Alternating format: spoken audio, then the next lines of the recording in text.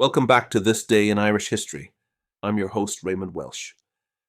Before we dive into today's story, if you'd like to explore other significant events that happened on this day in Irish history, visit thisdayirishhistory.com.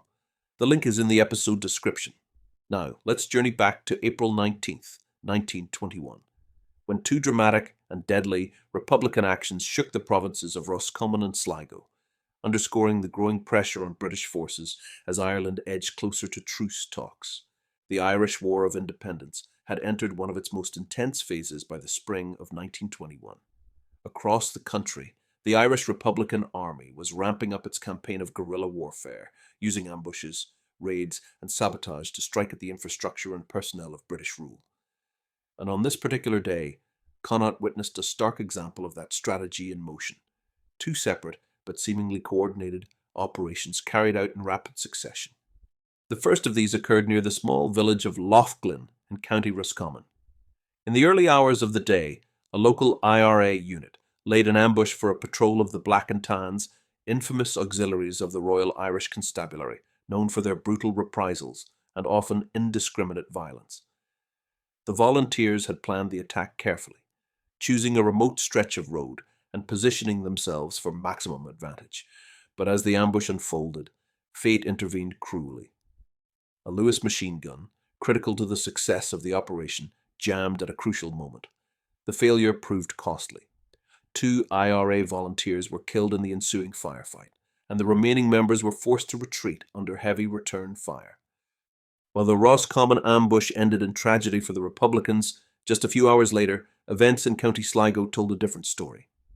At Ballysadare Railway Station, a bold and meticulously timed operation unfolded. A column of IRA men seized control of a mail train, a move that was not merely symbolic but deeply strategic. The train was carrying not only government communications but also a shipment of arms, and 2 Royal Irish Constabulary couriers tasked with protecting them. The IRA swiftly overpowered the small security detail, captured the weapons, and executed the RIC couriers. It was a stark message. The IRA was capable not only of hitting patrols in the countryside, but also of disrupting vital lines of communication and supply. Taken together, the Loughglynn ambush and the Ballysadare train seizure formed a potent 1-2 punch, an illustration of Republican coordination across county lines, and a sign that the IRA's campaign in Connacht was reaching a new level of sophistication and reach. Though the actions differed in their immediate outcomes, both struck at the heart of British authority in the west of Ireland, and their timing was no accident.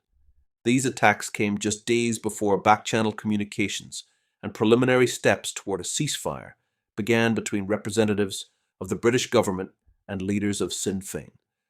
While formal truce talks would not begin in earnest until the summer, April 1921 marked a critical inflection point in the war. The British administration, reeling from sustained IRA pressure and facing growing domestic and international scrutiny, was beginning to understand that a purely military solution in Ireland was slipping out of reach. Meanwhile, for the volunteers and their communities, the stakes could not have been higher. Every operation, every ambush carried the risk of death or reprisal. The killing of the 2 volunteers at Loughglynn was deeply felt in Roscommon, while the executions at Ballysadare would surely provoke a harsh response from British forces. But despite the danger, the resolve of local IRA units remained unshaken. Indeed, it was precisely this resilience, combined with tactical coordination and popular support, that made the Republican movement such a formidable challenge for British rule.